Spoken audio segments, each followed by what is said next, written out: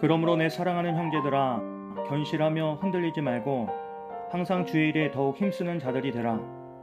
이는 너희 수고가 주 안에서 헛되지 않은 줄 알미라. 아민.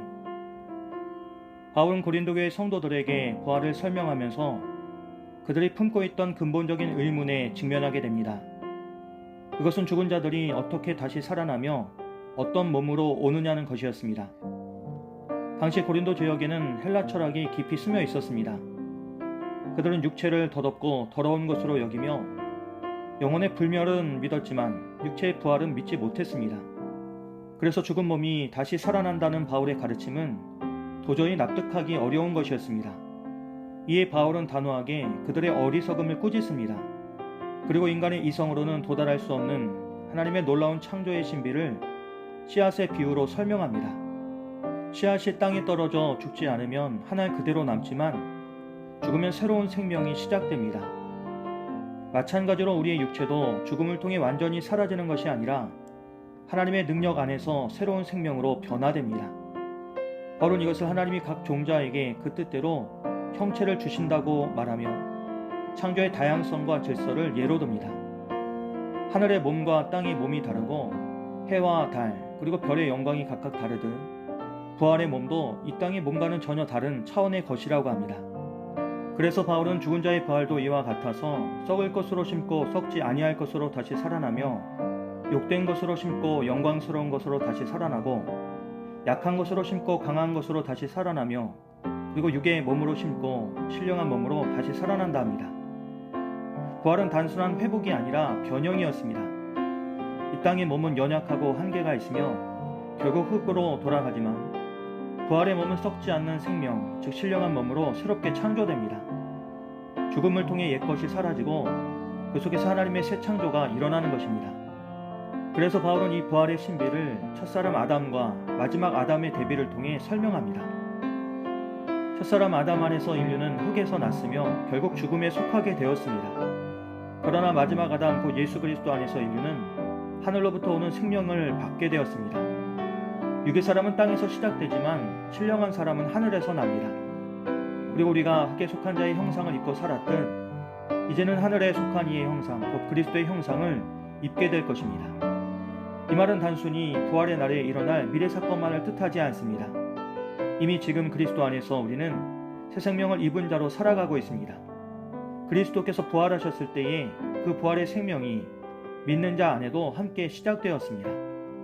그리고 바울은 이어서 혈과 육은 하나님 나라를 이어받을 수 없다고 선언합니다. 지금 우리가 가진 육체는 썩을 몸으로 영원한 하나님 나라에 들어갈 수 없습니다. 그러나 하나님께서는 부활의 날에 우리를 새롭게 변화시키실 것입니다. 그런데 이 변화는 인간의 시간 감각이나 이성으로 설명할 수 없는 신비입니다. 그래서 바울은 이를 하나님의 비밀이라 부릅니다. 우리가 다 잠자지만 마지막 나팔 소리가 울릴 때에 죽은 자들은 썩지 아니할 것으로 다시 살아나고 살아있는 자들은 신령한 몸으로 변화될 것입니다. 그리고 그 순간 모든 피조물이 기다리던 하나님의 약속이 완성됩니다. 바울은 이것에 감격하며 사망아 너의 승리가 어디 있느냐, 사망아 내가 쏘는 것이 어디 있느냐고 외칩니다. 이제 죽음은 더 이상 두려움의 대상이 아닙니다. 그리스도 안에서 죽음은 완전히 패배했습니다. 십자가에서 그분이 죽음을 맞이하셨지만 부활로 죽음을 삼키셨습니다. 그래서 바울은 결론적으로 인간은 죄로 인해 죽음의 권세 아래 놓였지만 그리스도의 십자가와 부활은 죄의 권세를 깨뜨리셨고 율법의 정죄를 끝내셨다 합니다. 그렇게 그분 안에서 우리는 더 이상 죄의 종이 아니라 생명의 자녀로 서게 되었습니다.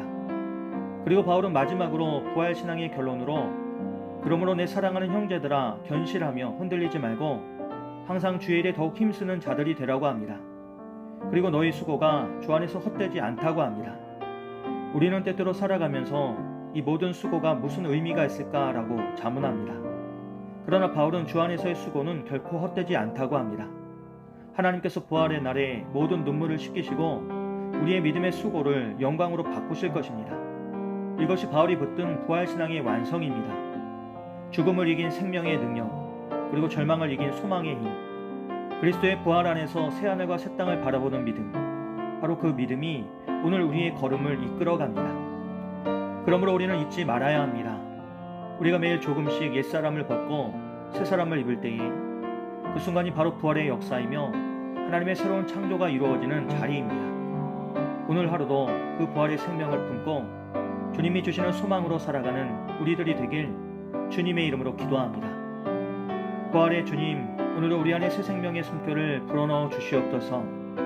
우리의 작은 수고와 눈물이 결코 헛되지 않게 도와주시옵고 부활의 소망으로 오늘을 믿음으로 살아갈 수 있도록 성령님 인도하여 주시옵소서. 예수님의 이름으로 기도합니다. 아멘.